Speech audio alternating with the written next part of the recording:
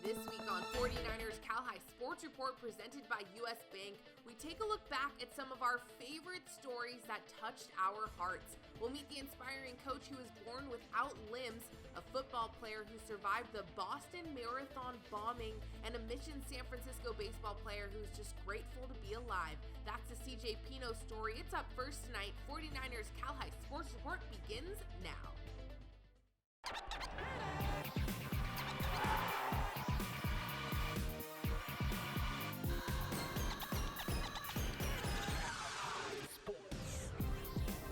It's game day for the Mission Bears. Right on time, CJ Pino takes the mound and goes to fight another battle for his team. But these battles are minuscule compared to the ones CJ has fought since the minute he was born. CJ was born the morning I turned 25 weeks. He was born at 1 pound and 2 ounces and 12 inches long. Born 15 weeks premature, CJ spent the first 3 months of his life in the hospital. It wasn't probably until, I think it was 2 months, that I actually got to see his face because they took some of the wiring off of him. They didn't think he was going to make it. Each passing day, CJ got better and better. Parents Lisa and Dan hardly left his side, except for one night. After a long debate, the two decided to leave the hospital to attend the Bruce Mahoney football game. You know, we really talked about going, and I knew it wasn't going to be far, and I got there and just kind of felt something was wrong and called the hospital. And they said he wasn't doing well. I walked into the hospital room and I have this little syringe here, and they were actually keeping my son alive using this syringe. The doctor there with his hand on his head, just blowing air into him. And when he got tired, the nurse would come and relieve him. I had to go into the bathroom myself and just let out, because that was the one time that it really got to me. We were trying to be strong for him, but it was the one time that it was just a humbling experience. Here is CJ today, 17 years later and roughly 165 pounds heavier. He's healthy and doing what he loves, although he does continue to face some challenges. Well, I stutter. That's been like pretty big thing for me. I've gone through a lot of bullying, and it's just really has been hard. Let's get it. It's a baseball has actually helped me through a bunch of challenges, because it just made me feel like I have something to go to if I ever do bad on the test. CJ's also had trouble keeping up in school, since he was constantly missing class going to and from doctor's appointments. He might have struggled in school, but on the diamond, that was never the case. He was given a lot of physical therapy, so in fact he had a little more hand-eye coordination, because he had a lot of therapy issues with balls, different color balls, and grabbing balls here and there. Yeah, I felt that I had some more talent than a few kids, but with the kids who I didn't have more talent, it made me want to work harder. In his junior year, CJ is hitting .400 with a 2.66 ERA. So we just kind of take things as they come. But yeah, no, doctors are really happy with how he is right now, and he's thriving, and it's exciting. And to see him out here just really is, I think it's exciting for both of us, my husband and I. Now, CJ is on schedule for a healthy and productive life. His early arrival into the world made his early life a struggle, but now CJ's put all of that behind him and is ready to see what the rest of his life will bring.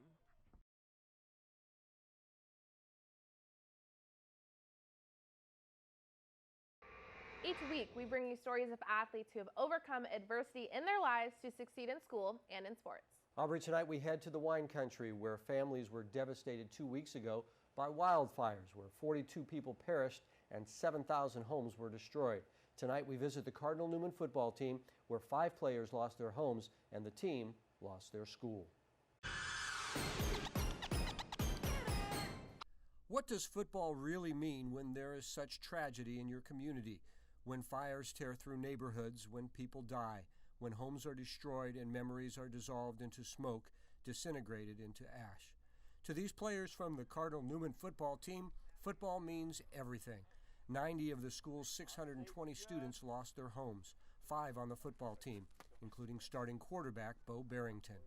I mean, I just think we feel bad for each other, and we all know the devastation, but I think we're going to pull together, and everything's going to be all right. The team was back on the practice field last week, the field and practice time a gift from El Molino High School. When you see that, it's heartwarming because you're in need, and people didn't wait for us to call them. They called us and said, how do we help? And there's multiple schools that did that, so it's just, you're proud to be a part of the community that reaches out to people in need. Much of Cardinal Newman High School was destroyed in the fire, the entire school now displaced along with many of the families. It all happened so suddenly. I got woke up early in the morning around like 4 o'clock with my dad. He heard strong winds, and he looked outside, and our fence was like flipped over like by the house, and we went outside and just saw our neighbors running, screaming, yelling fire. Embers basically falling onto my house. My neighbor's house had already gone up and everything. We were basically had like 2 or 3 minutes before it was about to hit our house. Just get out. We knew our house was going to be gone when we came back, so we just needed to get out of there. A chaotic night where Nico's father decided to try and go back to their home to see what he could save. Instead, he ended up saving 2 lives. A young girl, she was literally crawling on the ground in the middle of the street, and burn marks. Her arms were all burned, her legs, and she had an elderly father that was like trying to help her, but ambers were flying everywhere. There's burn marks all over. They were crying out for help.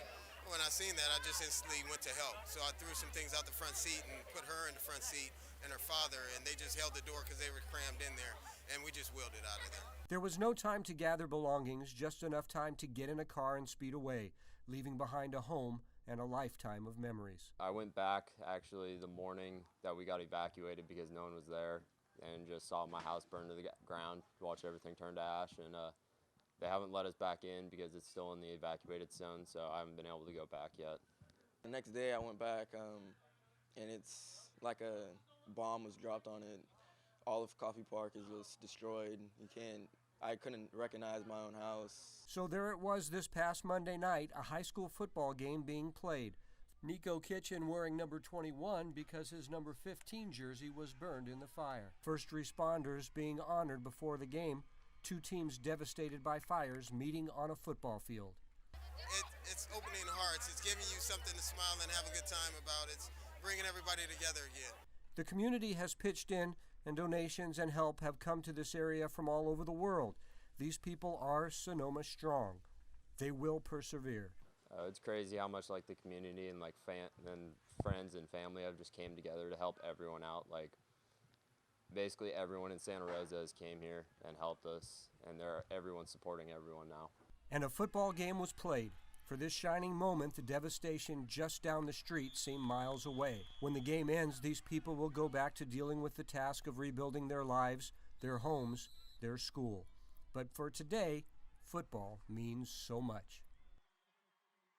The players are right now taking classes online. School administrators are working hard to get the school rebuilt, but still so much uncertainty there. But playing that game Monday night was a huge start in rebuilding their lives. Coming up, the emotional story of an Alhambra football player reliving the terror of the Boston Marathon bombing. Birthdays aren't canceled. Hope isn't quarantined. First words aren't delayed. Caring isn't postponed. Courage isn't on hold. And love hasn't stopped. U.S. Bank thanks you for keeping all of our spirits strong.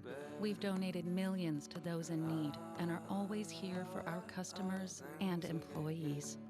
This is the home of infinite possibilities, where we're setting a new standard of care, where the furthest innovations in medicine connect us back to the simplest forms of healing, where our world-class medical team includes you and those you love most. At Stanford Healthcare, we pride ourselves on providing every kind of care for every kind of patient.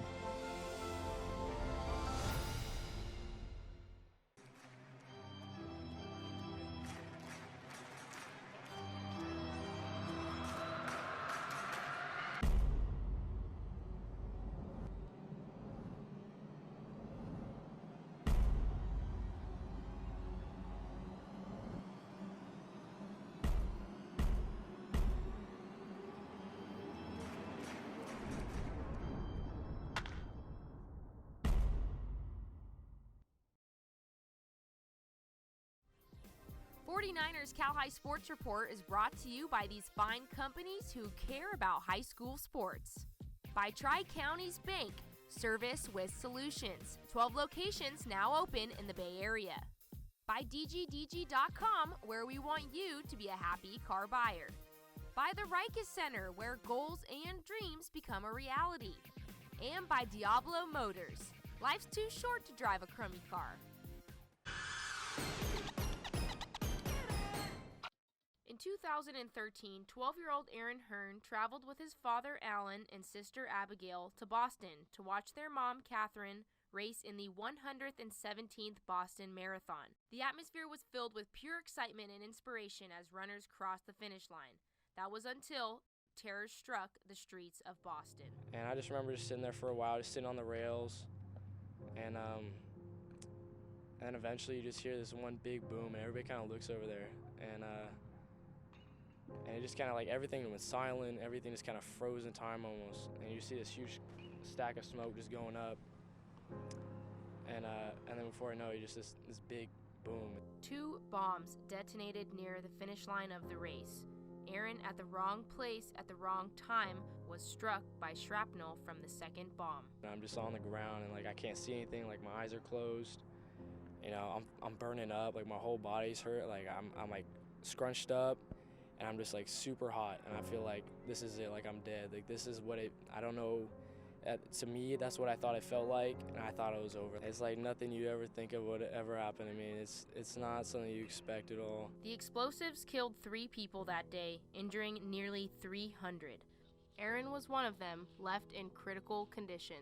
And like from the knee down to my socks, and I was just like solid red with blood, and it was just like no skin color showing, and it was just.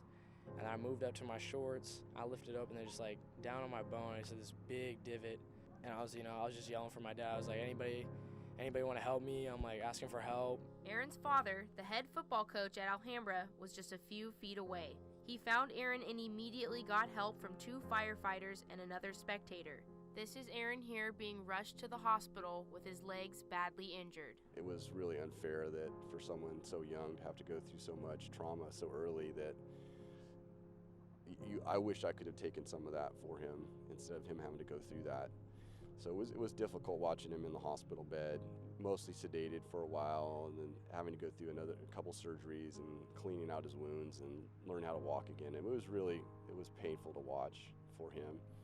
And you feel, as a parent, as a father, you feel guilty about your son having to go through something like that at 11, 12 years old. Aaron had to completely relearn how to walk on top of the emotional post-traumatic stress. But Aaron Hearn battled to recover. Doing good.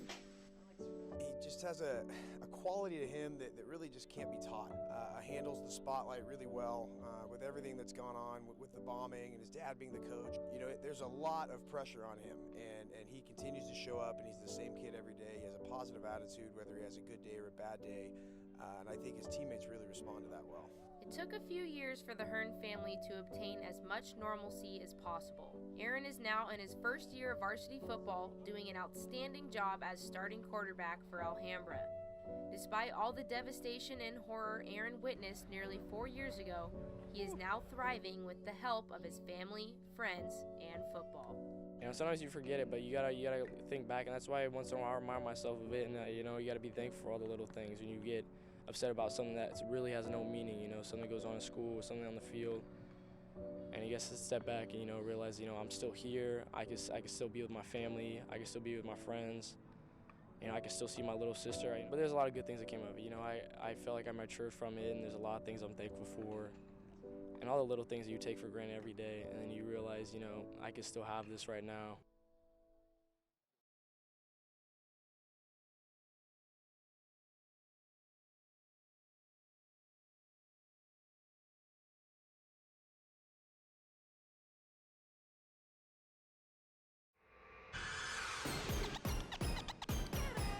The Paliso family has graced the Bay Area high school sports world with 5 siblings all playing high school sports.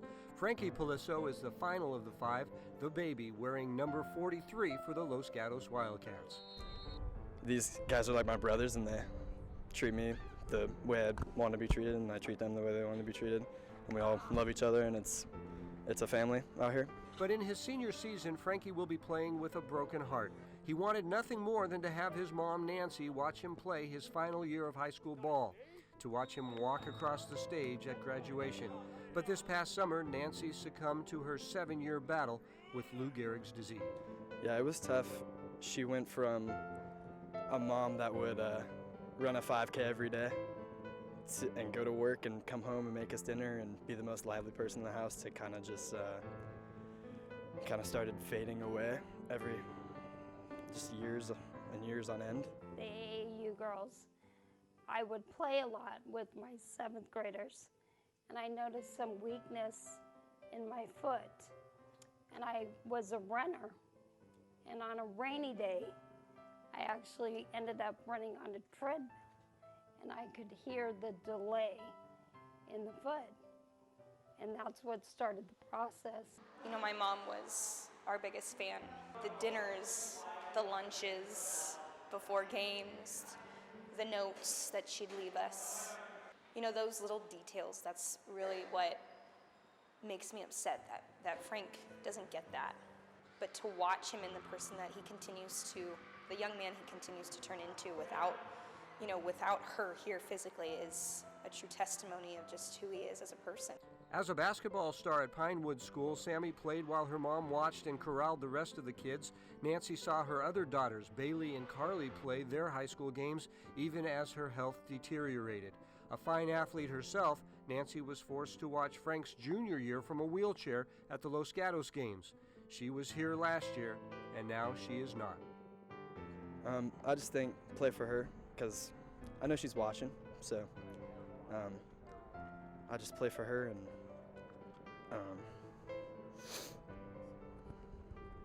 it's tough knowing that she's not actually here, but I know in my heart that she's with me always. The experience has humbled Frankie, making him grow up in a hurry.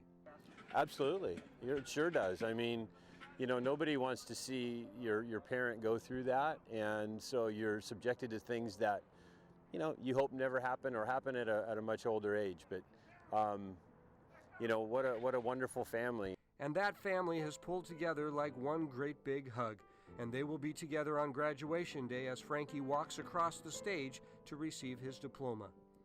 I know that day's gonna be hard, but I just want to make her proud, and even though she's not here, she's probably one of the biggest reasons I am here, so I'm just gonna thank her. So Frankie continues to battle on the field. He'll play basketball this year, his mom's favorite sport, then off to college, eager to continue his fight in honor of his mom. A great young man and a great family. We all miss Nancy very much. ALS is just a terrible disease, but I'm sure happy to have known Nancy. She's a wonderful woman. Coming up, you'll see the amazing story of the blind runner from Lowell and his relationship with his guide runner.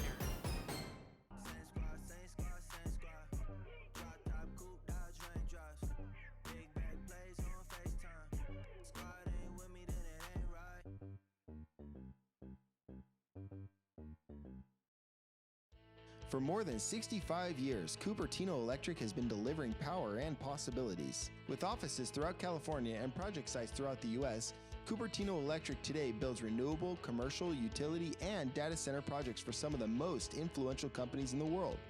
Beyond that, we are a people company. We build family, communities, and meaningful careers. Visit CEI.com today or connect with us on LinkedIn, Facebook, or other social sites to see our openings and join our team.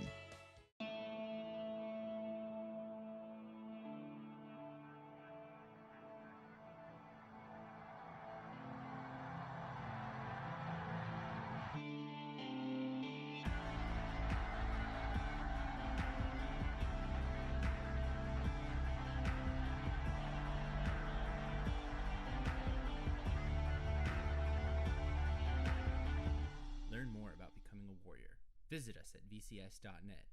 Hey, we're from Stewart Hall, and you're watching 49ers Cal High Sports Report. Yeah! On your marks, set. The feeling of running is very freeing. It makes you feel sort of invincible when you're going fast, and you can feel the wind in your face. Set. You feel like you're flying almost. Running gives Ethan Fung a purpose. This para-athlete is one of the best in state and has a dream to become one of the best in the world. Ethan sets his bar high despite his special circumstances. I am legally blind, and I've been diagnosed since I was 10 months. And I can only see very dim outlines. And I have light perception, which means I can tell the difference between light and dark and sort of like in between. Ethan is able to run a full 400-meter lap without any help. When you throw in other competing runners, it becomes difficult for Ethan to run his fastest while staying in his lane. His guide runner and teammate, Nathan Chamberlain, makes this possible. So Nathan is my running guide, and what we do is we have to run together, and we have this string that attaches each of our fingers. He runs on my left lane. He makes sure that I do not go onto the wrong lane. Nathan also helps Ethan keep pace with verbal cues on the distance to the finish line. Come in a little bit, halfway, 3/4, and we're done. The two runners started working together 1 year ago. There you go. 3, 2, 1, go. When we started working together, it was definitely rough because when you run with somebody, it's a really big adjustment, and it was just a long learning process where we just had to realize that instead of running with our own form, like the way we wanted to run, we had to run in sync, because that's one of the most important things, is that we do not ruin our rhythm, because when we run together, we have to run as one instead of running as two people. Many of the track meets leading up to section and state championships do not offer para events. So during the regular season, Ethan competes against athletes who do not have disabilities. Like a lot of times at the meets, we're running with everybody else. There's not always, or not usually, a special division for blind athletes or athletes with disabilities. So we're just, like a lot of times we'll be last by like 5 seconds, and he doesn't care, and he's just a pleasure to be around because he never complains. He never says, oh, you should have done better that one, you should have, like he's never ever done that. And so it's just really positive. Andy Leung has coached track and field at Lowell for 30 years. He encouraged Ethan to come out and represent the Cardinals in the track and field para division. You almost sometimes forget that he has limited vision. There are times that he'll run intervals and he's not touching anybody, he's just following. I think he senses his teammates where they are, he senses where he needs to be, and he just goes with it. So I think it's a lot of it is no fear of what he's doing and trusting in his teammates as well. He's just simply remarkable. Ethan and Nathan are both excited to put their hard work to the test at the upcoming section and state para championships. Ethan hopes to be a role model for other impaired athletes who are hesitant to give sports a try. There's not too many of us, and I'd really like to see more athletes come out and just help themselves with their confidence and their fitness. It makes you feel like you can do things on your own, and it makes you feel like independent. And I think that's a very important part of who we as disabled athletes want to become. Ethan's courage as a blind runner is humbling. His fearlessness allows him to do what he loves at the highest level of high school track and field. Ethan's partnership with Nathan is a giving relationship, helping Ethan fulfill his vision of success.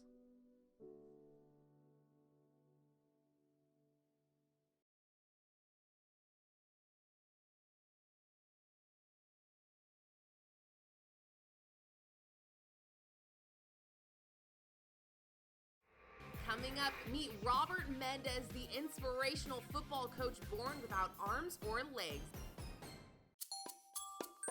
Tri-Counties Bank presents a unique brand of service with solutions, a welcoming and listening style of banking with solutions that help improve your financial well-being.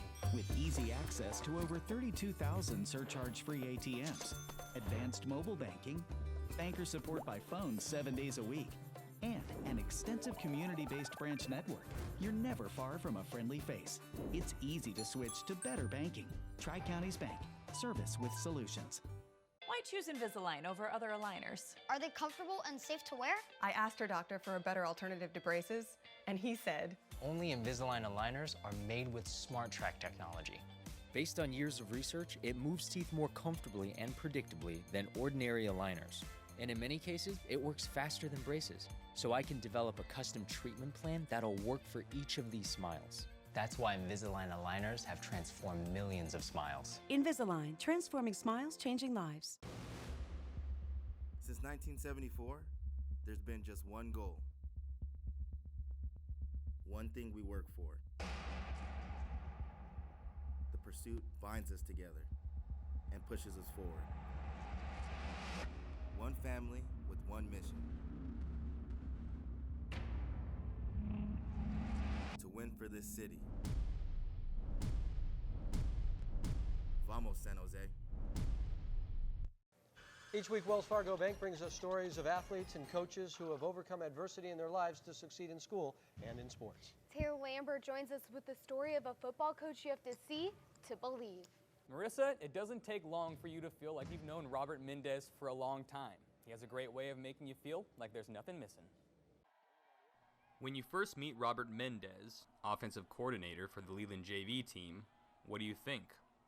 Most people know his story when they meet him, but again, most people have never met a person with no arms and no legs. Born 25 years ago with what Robert calls all 4 missing limbs, Mendez lives his life as just another normal guy. So when you meet Robert Mendez for the first time, he usually says, "Hey, pound it," and extends his right shoulder, and it puts people at ease right away. I want them to feel like they can approach me, and not only just the players, but anyone. I might be that, intimidating guy to approach. Maybe not intimidating, but awkward guy to approach. I can see why. They've never dealt with anyone like me. So it's on me to make everyone around me feel comfortable with approaching me and just letting them know that I'm just like everyone else, basically. We first met Robert 7 years ago on our show. At that time, he was a senior at Gilroy High School helping on the football team. Ever since then, he's been working his way up the coaching ranks in the Bay Area. I'd done my research on him. I knew that he was very knowledgeable about spread offense coming out of the Gilroy system. So I never looked at it as anything special. I was just looking for a good quality coach. I always tell myself, you can outsmart the situation, figure things out, you'll be able to do anything. It starts with your attitude. Whether if you want to be bitter for what you don't have or appreciate for what you do have, then that's where it's going to start. And then you're going to get over that hump to overcome whatever you're going through right then and there. How you doing today, Derek? I'm good. Good. What about you? I'm doing all right. Trying to put up a game plan for this week. DeVivier, how you feeling? Good. You were sick last week, right? No. No? You missed, though. Oh, yeah, I was. You were sick, right? I think one... Oh, wait, yeah, I remember. I did tell you I was sick, huh? But when he wants to, Coach Rob gets down to business. Ram over W orbit, 46 power. Go! Go to the X side if he shades right field right away. You know what I mean? Go! Give me a good push, James! You read my mind. Go! Right slot, far, Hawaii delay left. Go! Robert starts his day 30 miles away from Leland High School. Coach Rob is just Robert here. His caretaker Ramona straps Mendez into his chair for the day. The chair has everything Robert needs: cell phone, music, sweater, sunglasses, hat, cup holders, and of course, cologne. Hydraulics are customized to meet all of his needs, allowing Robert to adjust in his chair while steering sensors are placed all over the seat. With a lean here and a push there of his body, Robert guides his chair with ease. First on the list today, Starbucks. On the way to caffeine, Robert talks about another passion of his: inspirational speaking to young people around the Bay Area, all at a speed of over 5 miles an hour. I talk a lot about inclusion, including everyone and trying to get everyone involved and stepping up to the plate and having confidence in yourself. They look at just what's in front of them. They don't look at the big picture a lot of the times. The conversation quickly turns to music as Robert listens on his headphones. His musical taste ranges all over the spectrum. Even to a well-known 80s artist, he cannot quite remember. The one that sings, "I can hear you calling in the air tonight." Phil Collins. Phil Collins? Yeah! Yeah! Ba-doom, ba-doom, ba-doom. Robert travels the 3 miles to Starbucks and waits for someone to leave so they can hold the door for him. Hey, how's it going, Eddie? While Robert's at Starbucks, multiple people stop to say hi. He seems to be close with everybody and has a backstory for each. Say hi, man. Give me a fist pound. It's my buddy right here. We play poker all the time. What's up, brother? How are you? I'm doing great. The more you hang out with Robert, the more you realize he's just another normal guy doing amazing things. Like, how about a man with no arms and no legs playing PlayStation? Seems crazy, right? But Robert makes it work, and he's pretty darn good at Madden too. Or how about a man with no arms and no legs drawing? Coach Rob is quite an artist as well. Other facts about Robert you might be wondering. He's attending De Anza College to study to be a therapist. He just got a job at Costco. Yes, he works out, sit-ups and crawling to stay in shape. He loves the San Jose Sharks and is working on a possible coaching internship with the 49ers after meeting Jim Harbaugh at a game. But these days, Robert Mendez lives for one day. Game day. Offense, let's go! Hey, that's what we need right now! He's brought a lot of enthusiasm. Every team needs that motivation. Every team needs that enthusiasm, and he brings a lot of that. For this game against Santa Teresa, Coach Rob installed a new pistol formation to run the entire game.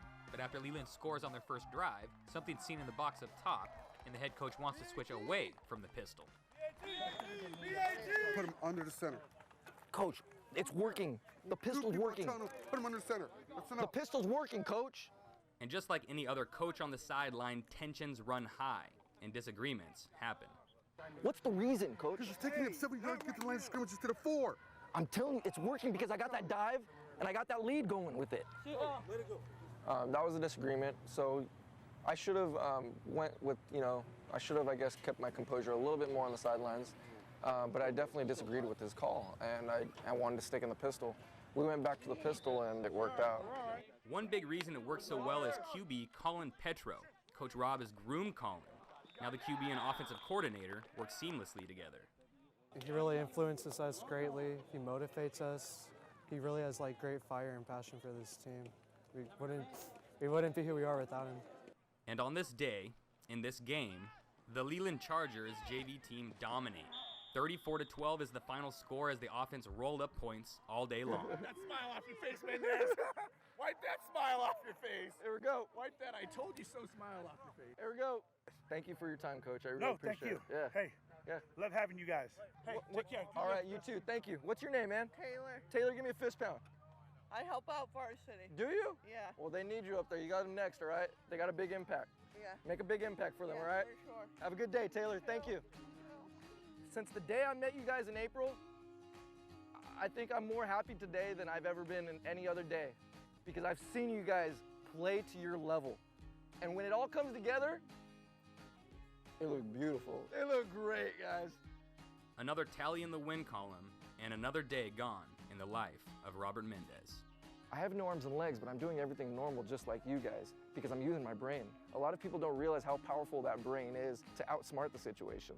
So if you can do that, you'll be able to do anything, no matter what situation you're in. I'm not doing anything amazing. I'm just appreciating life day by day.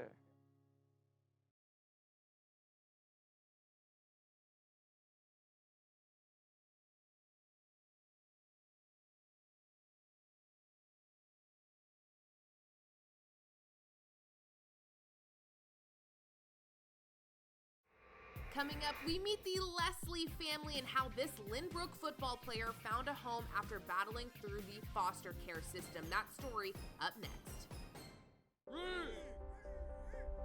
The best stories start in one place and end somewhere you least expect. Much like the story of Jonathan Leslie. Here on the football field at Lynbrook High School, Jonathan is far from where his story first began. I don't know where I'd be. It begins in San Jose. Jonathan's biological mother used methamphetamines while she was pregnant.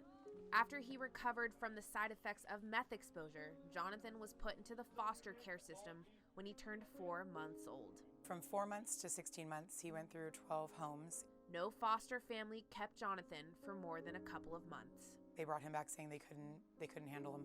He was a lot of work. Melissa Leslie was just 21 years old when she met 16-month-old Jonathan. He was my very first placement, so I had never done this before. Together, they thrived. After 7 months, Jonathan went from a nonverbal, disgruntled child to a vibrant toddler. He needed consistency and routine and trust, and nobody had taken the time to give him that. But Melissa and Jonathan's time together was only temporary. Jonathan and his biological siblings soon moved to Oregon to live with his paternal aunt. It was heart-wrenching to see him go. After 4 months, Jonathan's social worker went to check on the children in Oregon and found that Jonathan was not being cared for properly. He decided to take all the children back to California, another failed home. But this time, Jonathan wasn't going back into the system. I never expected adoption out of this. Melissa and Jonathan haven't been apart since. And that's where Jonathan's memories begin. It was just us in that little apartment. And then we moved in with my dad. Jonathan's first sister, Michaela, was born in 2006, Mark and Melissa's first biological daughter. In November of 2007, not only did Jonathan's adoption become official, but so did his sister's. That's Alexis. Then came Serenity Grace, another adopted sister. But unlike Jonathan and Alexis, Serenity was adopted before she was even born. Serenity's biological mother also used meth while she was pregnant. Serenity wasn't as fortunate as Jonathan and suffers from more severe side effects from meth exposure, epilepsy, and kidney disease, to name a few. She doesn't speak, but luckily she has her big brother Jonathan to help with that. It's almost like I can understand what she says, because I've been around her so long, and she needs somebody to have a voice for her, I think. So, I want to be that voice for her.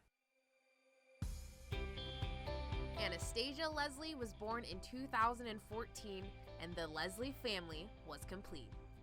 A family that began with a 21-year-old foster mom and a 16-month-old foster kid.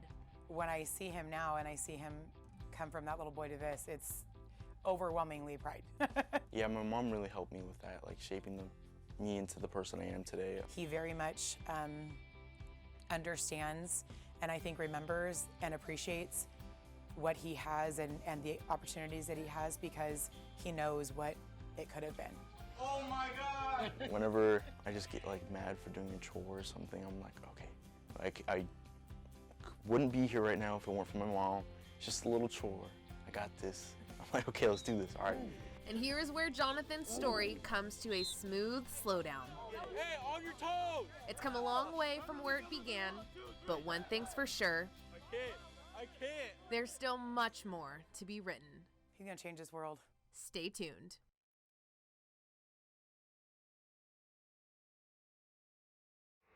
Coming up, a community comes together to support a coach's battle with cancer.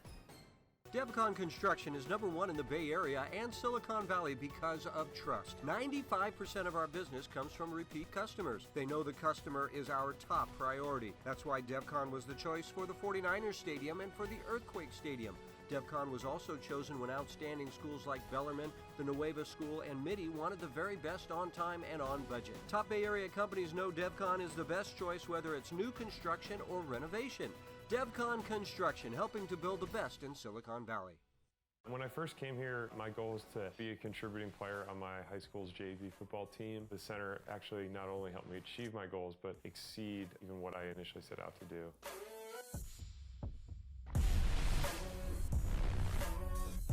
I was able to continue playing football professionally through a lot of the things that I learned at the Rega Center. The Rega Center is a place to help you achieve your goals and then, tailor it to whatever the person's goals might be.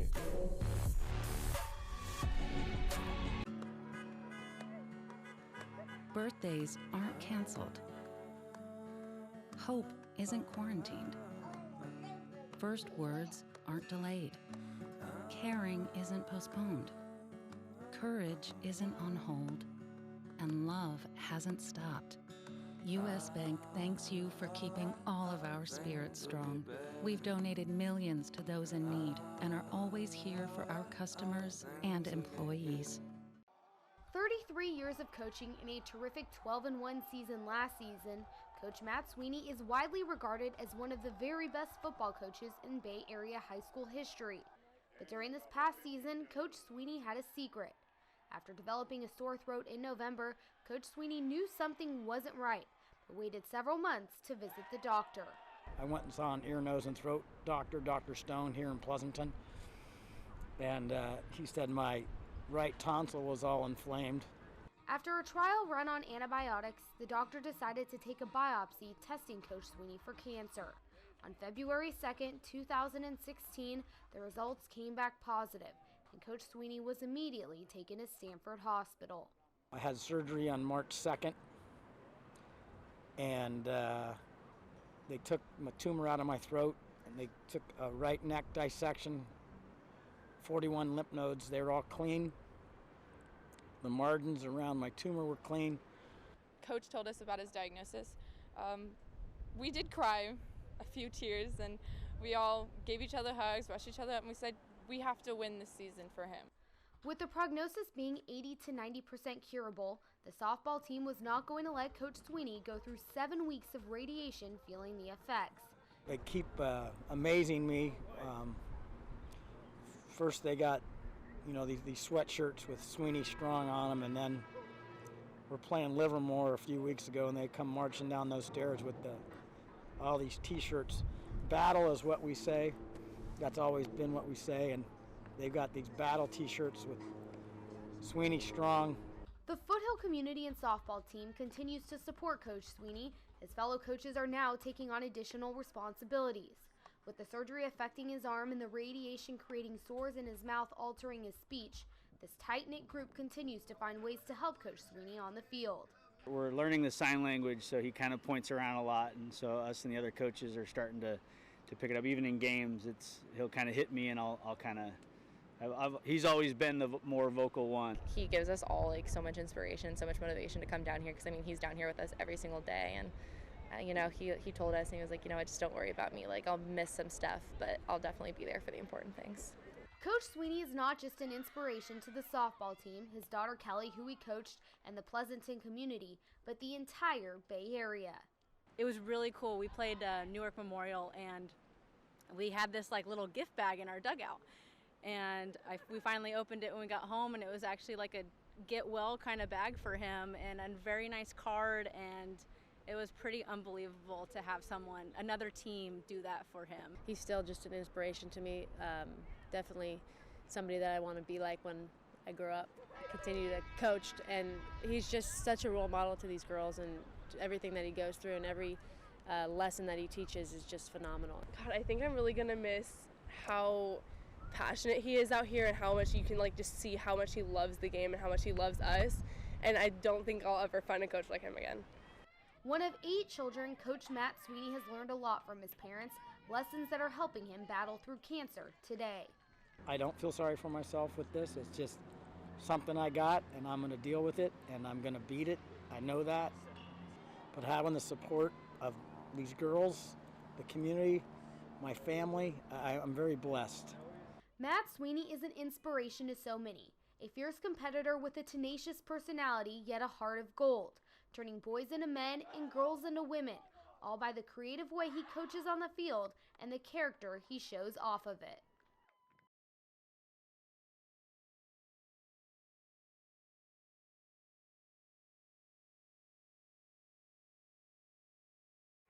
Coming up, the De Anza baseball player who overcame multiple heart surgeries to get back on the field. 49ers Cal High Sports Report is brought to you by these fine companies who care about high school sports. By Cupertino Electric, the company delivering power and possibilities and celebrating student athletes making a positive impact. By Invisalign, winning smiles start here. Learn more at Invisalign.com. By Stanford Healthcare. And by the Serino Group, here for good. Hi, I'm Lucy Wiedemeyer, longtime broker with Serino Group. And my husband, Charlie Wiedemeyer, and I are longtime supporters of high school sports.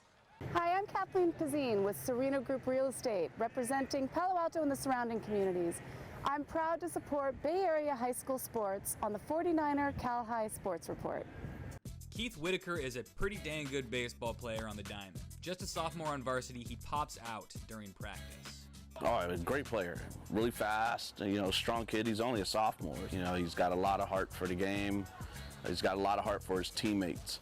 And that is true. Young Whitaker does have a lot of heart for the game, but it's his actual heart, the one which pumps blood through his body, is the reason Keith was almost not able to play the game of baseball.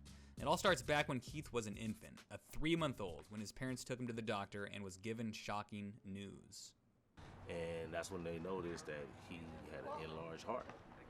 And they did some procedures, and then it was like, just all of a sudden, it was like, he's going into heart failure, you know, and that just shocked him. They just hoped and prayed for me that I would get better and be just a normal kid like everyone else. Doctors performed successful open heart surgery on the infant, fixing what was discovered to be Al Kappa, where the heart does not attach correctly. You know, but the thing is, they did tell us that, you know, when he get older, that, you know, we'd have to watch what's going on because his body and organs and everything is going to be growing, and, you know, we got to pay attention to it. But when he was growing up, you know, he was running around so much and doing everything, we lost sight that he was really sick. I never actually knew about it when I was little. Like, I always wondered what it was, why is this scar on my chest? But then my mom actually started telling me more about it as I get older, more information about it. And for the most part, Keith was completely healthy as he grew up, until the condition popped up just recently. This past year is what really the kicker was. So it was a pass ball. So he scored all the way from second base on a pass ball. He went into the dugout, was passed out right there. Doctor told me that I needed open heart surgery again. I basically just let God take its course. Whatever happened, happened. It's just you're in a lot of pain, you're having a hard time breathing, and it's just bad feeling overall. So the doctors went back in for another open heart surgery, and after a second successful operation, doctors said he should be healthy for the rest of his life, like nothing ever happened. He was determined, man. He was just determined to get back on the field, you know, and now we're like, you know, slow down a little bit, you know, but he didn't stop, man, you know. Keith barely missed any time at all, coming back early this season as a starter for De Anza. It was basically just a surprise to me when I found out I could play baseball. My parents were waiting for me to sit out for about a year, and I ended up getting it earlier. You know, hard thing for him to sit and watch, especially how much he loves to be out here. But to be able to overcome something like that is tremendous. You know, and hasn't missed a beat. And if it all goes according to plan, that's the way Keith Whitaker will live the rest of his life, without skipping a beat. Coming up, we meet the son of Brian Stowe, the Giants fan who almost lost his life in a fight after the Giants-Dodgers game. But first, here's this week's training tip by our good friends at the Rikis Center. Hi, I'm Coach Tim Dempsey. Today's training exercise is a core activation technique. On an exhale, he's going to lower his rib cage down. As the weight goes overhead, as he's inhaling, he maintains his rib cage down. He takes a pause, then he exhales back up to the center. One more time, he maintains his core tight, going back overhead, brings it back to the middle. That's your core activation technique.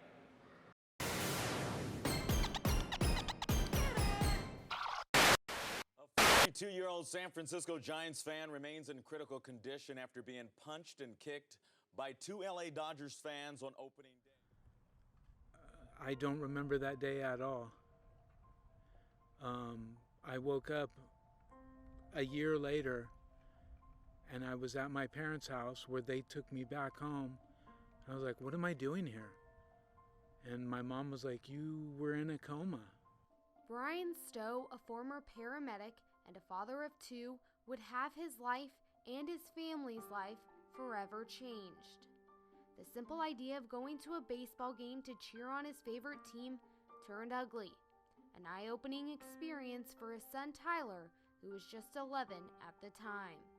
I knew that violence happened all over, but we learn about that in school, but you never hear about stuff like that happening. And at least when I was that young, I never heard about stuff like that happening. And you shouldn't take it farther than it being a game. It's not your life, right? Right? Right. Okay, it's not my life, but it's their life. So that's how I got to look at it.